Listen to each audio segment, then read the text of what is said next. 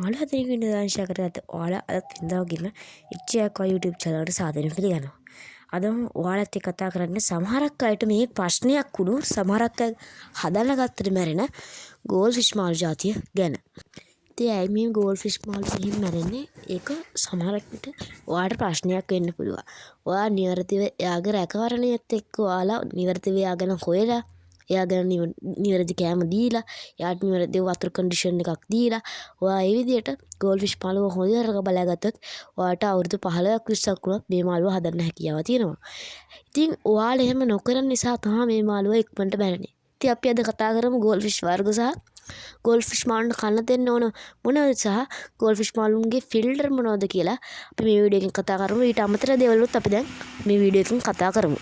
ඉතින් ඊට අමතරව මට ඔයාලට කියන්න අමතක දෙයක් තමයි මේ ගෝල් ෆිෂ් මාළුන්ගේ ටැංකියේ සයිස් එක අනුව මේ මාළුන්ගේ ඉක්මන් වර්ධනය ගොඩක්ම බලපානවා. මොකද මේ මාළුන්ගේ තිබෙන පරිසරික ප්‍රමාණය සහ එයා ඉන්නේ කොටු වෙලා නම් එයාගේ වර්ධන සීමාව අඩු වෙනවා. ඉතින් ඒක නිසා තමයි මම විදියට ටැංකිය ගැන වෙනම දෙයක් කතා කරන්නේ. ඉතින් මම ඊට කලින් වීඩියෝ එකක් ගෙනාවා අඩි 2 ටැංකියට ගැලපෙන මාළු. ඉතින් ඊළඟට මම අඩි 3 ටැංකියට ගැලපෙන මාළු ගැන වීඩියෝ එකක් ගේන්න. ඉතින් අපේ channel එකත් එක්ක දිගට රැඳිලා ඉන්න කියලා මම ඉල්ලනවා. ඉතින් අපි ඉස්සර ගෝල් ෆිෂ් මාළුන්ගේ අවශ්‍ය ටැංකි සයිස් එක ගත්තොත් අඩි 3 අඩිය නෙවෙයි අඩි 3 හෝ ඊට වැඩි ටැංකි පාවිච්චි කරන වඩාත් උසස්. මොකද එයාලගේ වර්ධනය වේගය වැඩි කරන්න මේ ගොඩක්ම බලපානවා. ඉතින් කෑමට අමතරව ඉඩ ප්‍රමාණය මෙයා බලපානවා.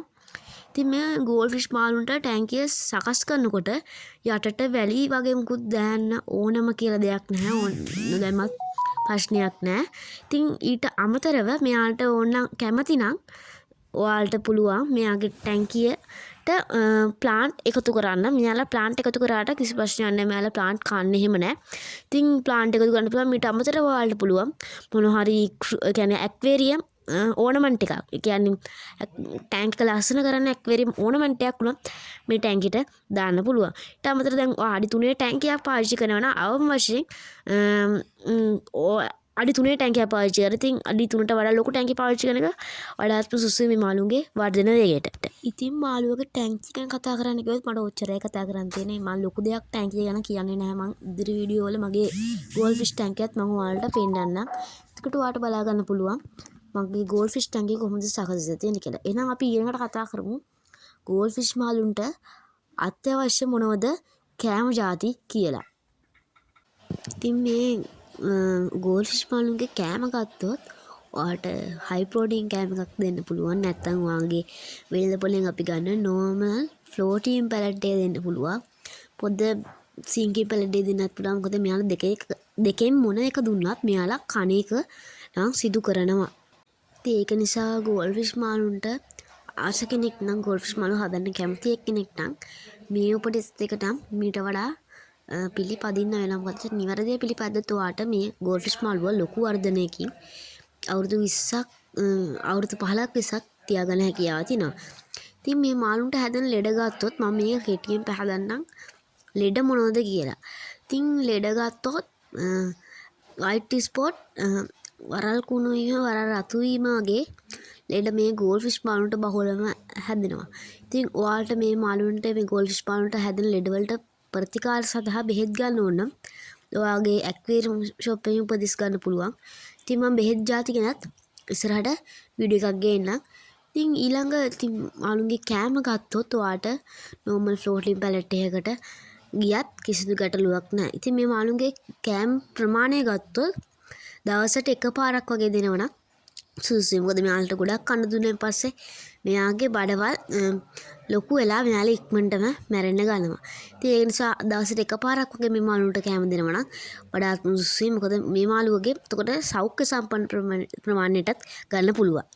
ඉතින් ඊට අමතරව ගෝල් ෆිෂ් මාළු හදනවා නම් වැදගත් වෙනම දෙයක් තමයි මෙයාත් එක්ක හදන්න පුළුවන් එකට හදන්න පුළුවන් මාළු මොකුද කියලා.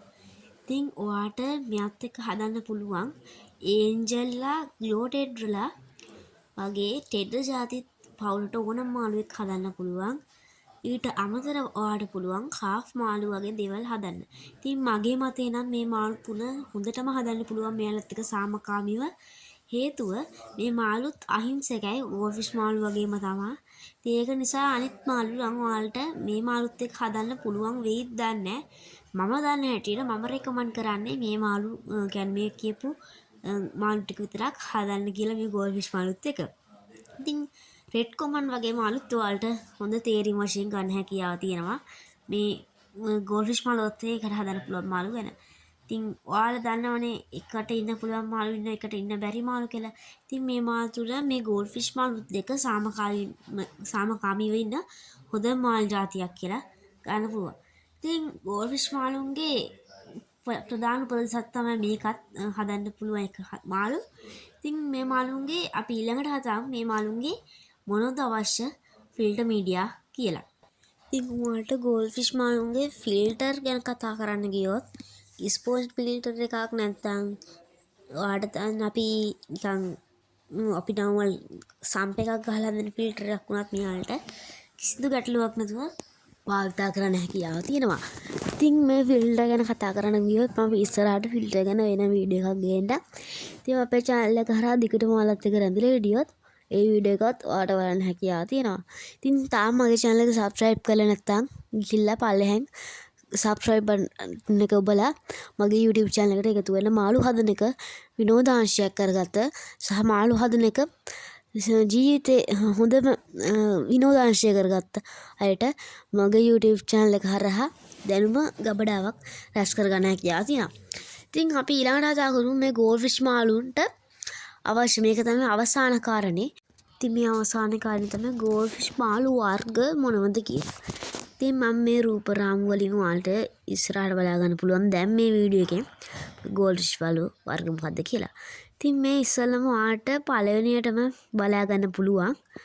ඉතින් පළවෙනි ගෝල්ෆිෂ් මාළු වර්ගය වෙන්නේ ගොගල් අයි කියන ගෝල්ෆිෂ් මාළු జాතිය. ගොඩක් දෙනෙක් අතර මේ මාළුවා ප්‍රසිද්ධ මාළුයි. දෙවෙනි මාළුවා සූබංකි කියන මේ ගෝල්ෆිෂ් වර්ගය. ඉතින් තුන්වෙනි වර්ගය රෙඩ් කොමන් කියන මෙන්න මේ වර්ගය. ඉතින් ඔය වර්ග වලට අමතරව ඔරෙන්ඩා, කැලිකෝ ගෝල්ෆිෂ්, රාංචු වගේ ගෝල්ෆිෂ් වර්ග අපිට බහුලව දකින්න පුළුවන්. ඉතින් ඔන්න වීඩියෝ එක අවසානයට එනවා. ඉතින් වීඩියෝ එක මෙතනින් කරපු ටික හොඳයි නම් අනිවාර්යෙන් අපේ channel එක subscribe කරගෙන යන්න.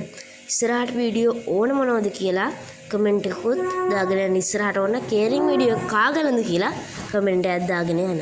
නම් එතෙක් වීඩියෝ අවසන් කරනවා. එතෙක් ඔයාලට සුබ දවසක්.